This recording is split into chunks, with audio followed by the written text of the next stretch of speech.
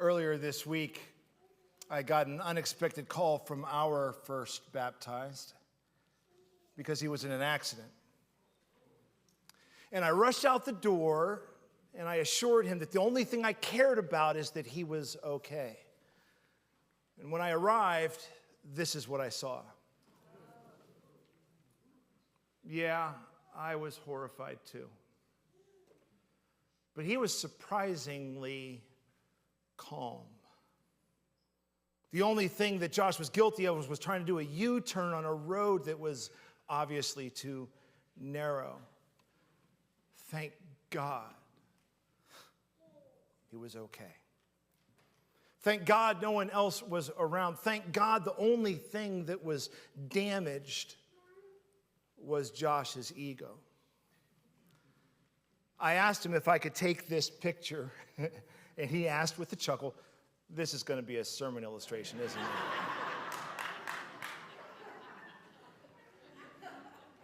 And I said, "Only if you give me permission." So here we are, not even a week later, and it fits. You see, the reason why baptism is so significant, the reason why we hold it as one of our two sacraments, is because life is difficult. As cute and adorable as Aria and Elijah are, you and I both know, because we've been there and we've done that sooner or later, it's going to happen. You can do everything right. You make one minuscule mistake, and the next thing you know, you're in a Jeep that was just beached. And if you're not careful, you'll miss the point of this altogether. And you'll be like the disciples yelling, "Don't you care that we're perishing?" To be clear, I'm not saying that Josh got there. He was calm. He called his dad, and he gave me permission to share. I am saying, however, that each one of us have been there multiple times.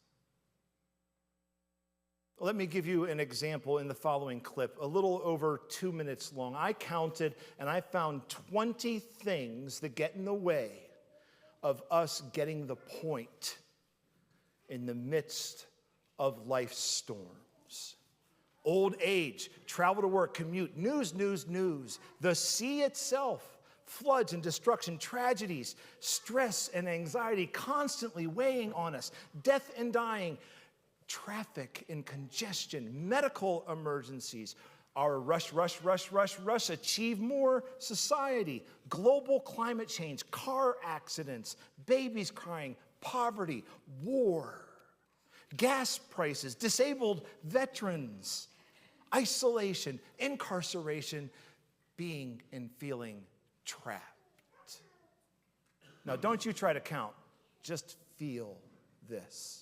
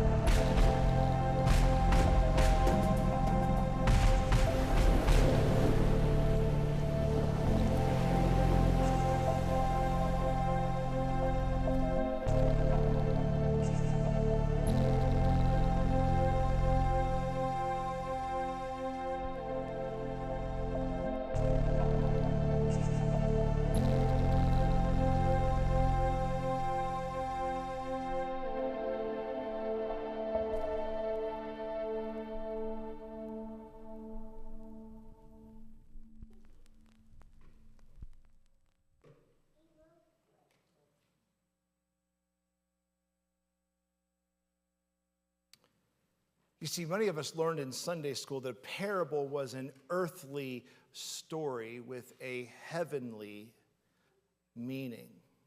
That's about as good as a definition as you can find, but it needs some clarification, says the late, great Eugene Peterson. We must not think of the heavenly as a part of something far off or remote. The heavenly meaning isn't reserved for some kind of afterlife. It's right here. It was proclaimed by Christ, but it was also initiated by him. And so the heavenly meaning is immediately relevant. The point of the parables is to say that God is with us, and we must respond to it now. To look at the parables as anything else is to rob them of their original power. And so, Aria, I want to ask you a question. Which storm did Jesus calm? That's okay. That was sort of a joke. I'll ask you all, which storm did Jesus calm? Yes, he calmed the wind and the waves, but the storm that Mark is highlighting is that he calmed the storm within them. The fight or flight or freeze, the terror in the moment, panic button kind of insecurity that obliterates our inner calm and makes us a turbulent, irrational mess. That's what Jesus calms in Mark's parable. The fear that silences our inner spirit. Fear is our greatest foe.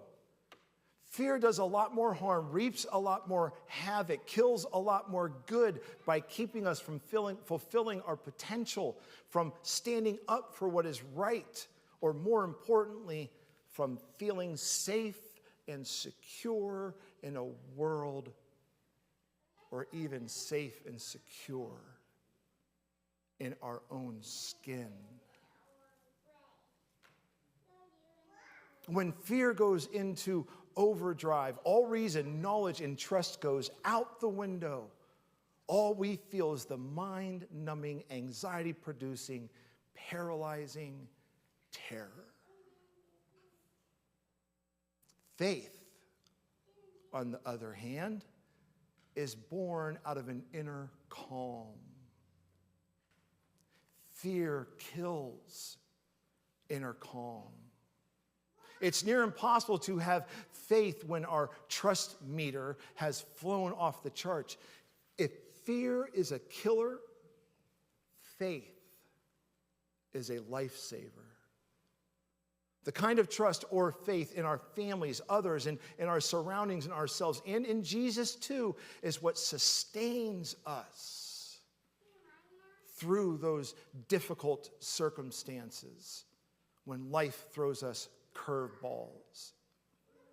It allows our spirits to feel secure when the boat we are in is rocking and pitching in a choppy sea around us, of the choppy sea culture around us.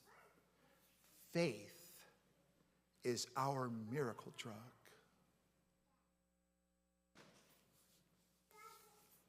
Friends, on this morning that Aria and Elijah were baptized into Christ's family of faith, is Christ saying, "Peace be still" to the sea? Or is he saying, "Peace be still" to us? Listen, Aria and Elijah are going to beach their Jeep, or who knows what else and how much more they're going to do. And if we add our fear and our questioning when they're afraid and questioning their faith, it will be as destructive as pouring fuel on a fire. But if we're calm in the storm, if we pause and breathe